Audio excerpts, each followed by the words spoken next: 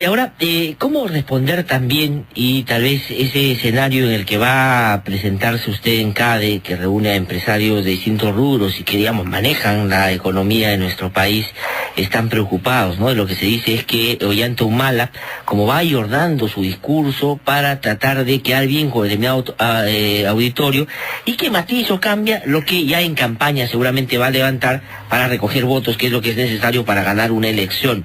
Eso es lo que se ha dicho, se fue a Estados Unidos y dice ahí cambia el discurso para los empresarios y ¿qué habría que decir sobre eso? Que ha sido una crítica que entiendo o sé por algunos de sus congresistas o representantes del partido, que también ha sido producto de conversación interna, de discusión sobre lo que se decía sobre esto. Yo creo que es un tema más de la campaña. Ya empieza la campaña y ya empiezan a golpear. Quieren elaborar un discurso o un ataque al nacionalismo y particularmente al Partido Nacionalista, diciendo que tenemos dos discursos, ¿no? Eso es, no confundamos al APRA o al gobierno de Alan García con nosotros. Nosotros tenemos un solo discurso, ¿no? Otra cosa es el gobierno de García, que le dijo al Perú entero que iba a hacer una serie de cambios importantes, de transformaciones, y no hizo nada, ¿no? Nosotros tenemos un solo discurso y lo hemos dicho permanentemente, está plasmado en nuestro plan de gobierno. Yo no me salgo de nuestro plan de gobierno. Hemos hablado de, por ejemplo, del impuesto a las sobreganancias mineras. Hemos hablado de que el canon minero lo pague la empresa y no lo pague el Estado. Estamos hablando de que para hacer todas estas transformaciones necesitamos una nueva constitución. ¿Cómo puedes cambiar ese discurso? ¿Qué tendría que decir? Que no va a haber impuesto a las sobreganancias cuando haya efectivamente sobreganancias. A mí me parece que es un ataque infundado, que buscan pues confundir a la población, ¿no? Felizmente creo que la población está bastante curada de este tipo de cosas.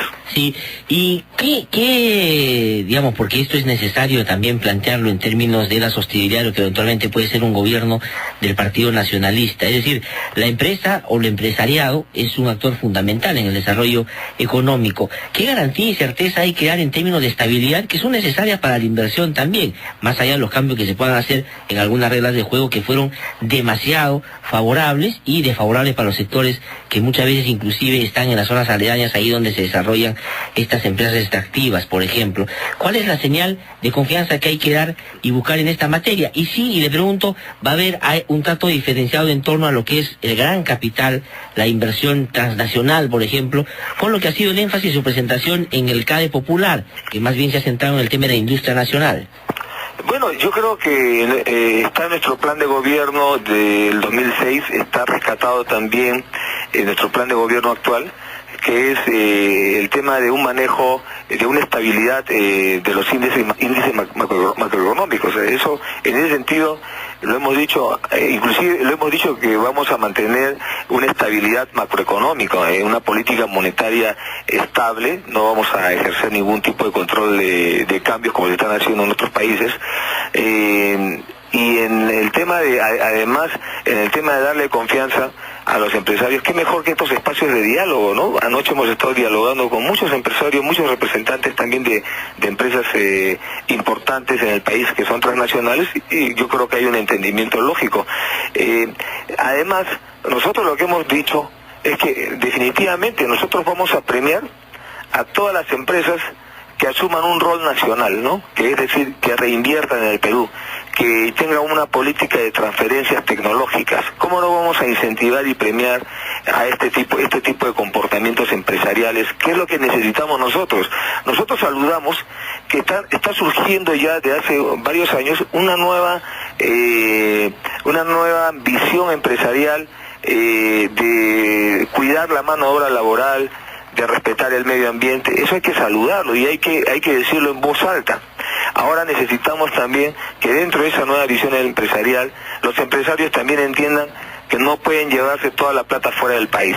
Que entiendan, por ejemplo, las empresas mineras que están sacando miles, millones de onzas de oro desde hace muchos años, y son las empresas que están teniendo ganancias increíbles con los altos precios que tiene ahora el oro. El oro está en $1.400 la onza, que tiene pues que haber transferencias tecnológicas, que tiene también que contribuir, ¿no?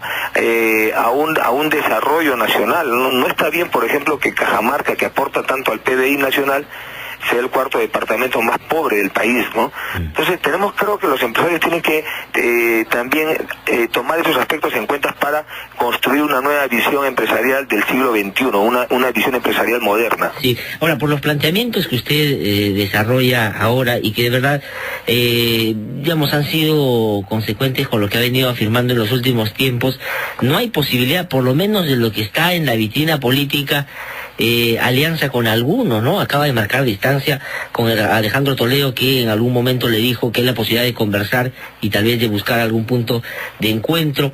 ¿Cómo va ese tema? ¿Cuán desarrollado está o es que ya definieron ir solos ustedes? No, el tema es bien simple. ¿Cuál es la línea que divide a las opciones políticas que debe tomar en cuenta el electorado nacional que va a votar en abril del 2011? A mi juicio, la coyuntura está presentando como es el cambio o el continuismo. Si el señor Alejandro Toledo o cualquiera de los candidatos que están ahí van a hablar del cambio, bueno, ellos ya han sido gobiernos y no han demostrado que han hecho ningún cambio. Ellos más bien han gerenciado el Estado. Ha habido la oportunidad de hacer grandes transformaciones en el país y se han perdido oportunidades perdidas. No es que el crecimiento económico recién llega hoy día. El crecimiento económico que se ha dado a nivel regional está por lo menos hace 8 años. Entonces estamos hablando de que durante la época del señor Toledo también hubo un auge en el precio de los metales. Es decir, hubo crecimiento económico y hubo plata para hacer transformaciones. Ahora estamos entrando a un mundo en crisis, donde Estados Unidos está diciendo que va a inyectar a la economía mundial $1 billón para de alguna manera prorratear el costo de la crisis financiera que está agobiando su economía. Entonces, creo que la coyuntura mundial va a cambiar en el corto plazo, en el muy corto plazo va a cambiar.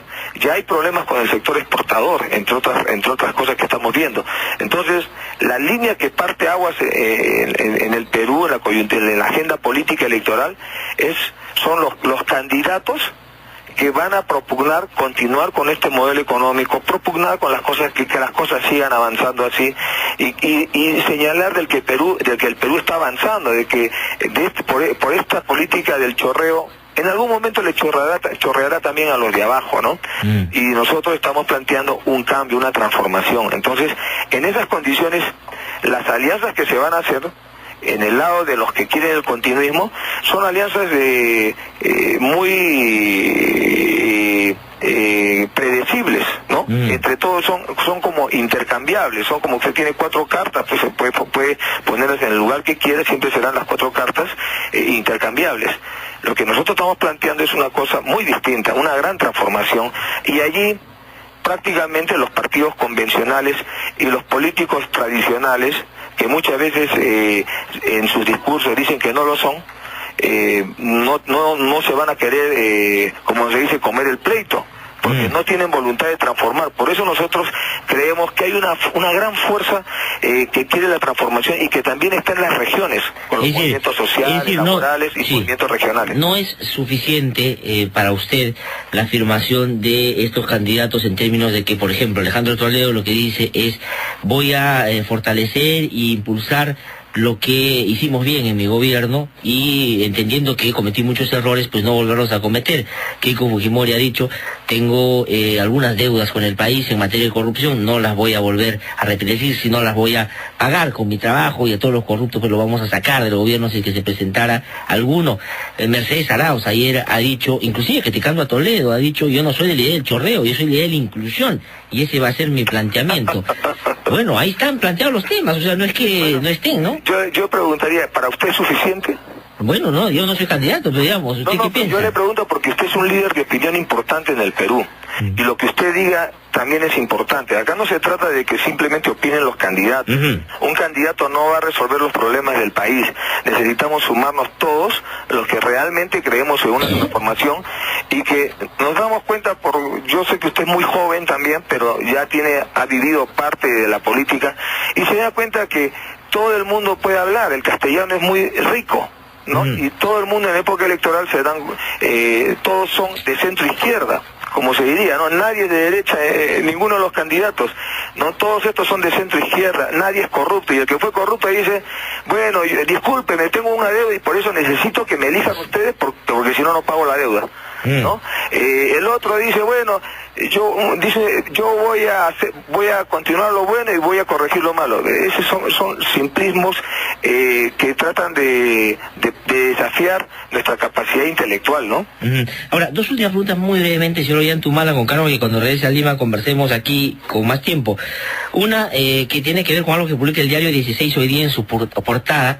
Dice que en Palacio de Gobierno y en el APRA se farció, se creó, se inventó una encuesta que por error de cálculo ayer fue difundido en el canal 7, o sea, en Televisión Nacional del Perú, y que le daba a Castañeda 30%, a Keiko Fujimori 26.9%, a Mecha Arauz 11% en tercer lugar, y a usted empatado con Toledo al 6%. Y dice que el presidente García está molesto porque eso no tenía que difundirse, por lo menos todavía. Esto a propósito de que hace unos días criticó a la encuestadora de la Católica por darle 2% a Mercedes Arauz. ¿Qué opina de eso? Bueno, yo creo que la señora Arauz me parece una magnífica candidata para defender lo que ha hecho García, ¿no? Ella también es autora de todos los 5 años, tiene que asumir el activo de este gobierno y ver cómo pues liquida o licúa el pasivo. Entonces, yo sospecho pues que debe tener un poco más, ¿no? No hay que ser tampoco tan... Bueno, Datum le daba 3, ¿no? Datum le daba 3%. Yo espero que tenga más. Yo creo que, y si tiene eso nada más, creo que tiene bastante trabajo por hacer, y creo que es una mujer joven que tiene tiempo para levantar más. Yo en todo caso creo que habría que tomar también un control sobre las encuestas, ¿no? Porque ¿en qué sentido control? Bueno, voy a aclarar, porque a veces una palabra puede ser mal entendida, en el buen sentido, no en el mal sentido, no en el sentido de que hay que estatizar esas cosas, nada de esas cosas, ¿no? Nos referimos a que tiene que haber una labor de fiscalización también, ¿no? Porque, fíjese, las encuestadoras manejan una teoría de que pueden hundir o pueden levantar a un candidato, y eso les da un poder tremendo, ¿no? Entonces, yo creo que el problema en el país es que hay que evitar la concentración del poder, y en este caso las encuestadoras están concentrando mucho poder en el Perú. Hay mucha plata que se mueve a través de las encuestadoras que semanalmente hacen encuestas, y no lo hacen para transparentar o fortalecer el proceso democrático. Es un negocio como poner un restaurante. Bueno, a ver, la última pregunta, señor Humala, ya me están haciendo señas, que tengo que cortar. ¿El incremento del sueldo mínimo le parece una buena iniciativa que apunta a mejorar la condición a los trabajadores que, digamos, ganan un porcentaje pues hasta ahora bastante deficitario, o le parece, siendo importante, parte de una campaña populista que, como algunos han dicho, el gobierno va a iniciar en ese último tramo? A mí me parece que hay un problema en el Perú de falta de memoria, y muchas veces la clase política no va a discutir los temas de fondo. ¿Qué es lo que se discute? ¿La remuneración mínima vital o el salario justo? Hace años que ya no se habla de salario justo, que las mismas corporaciones, sindicatos laborales ya han aceptado también hablar de salario mínimo vital, porque no hay posibilidad de hablar de salario justo. El salario mínimo vital es un nombre que en realidad a uno lo lleva a una situación de exasperación, porque mínimo para qué, debe ser mínimo para que no critiques, para que no protestes, y vital debe ser para que no te mueras. Entonces, ¿por qué en el Perú del siglo XXI, con un país moderno, que el Perú avanza, por qué no hablamos de salario justo? Nosotros los nacionalistas hablamos de salario justo, que esté adecuado, indexado, tomándose en cuenta, o como referencia, que se tome en cuenta la canasta básica familiar. A eso debe apuntar el salario justo. Muy bien, señor Ollantumala, muchísimas gracias por habernos atendido. Seguramente varias oportunidades habrá para poder seguir conversando aquí en el programa. Muy amable, muchísimas gracias. A usted, muchas gracias. Muchas gracias.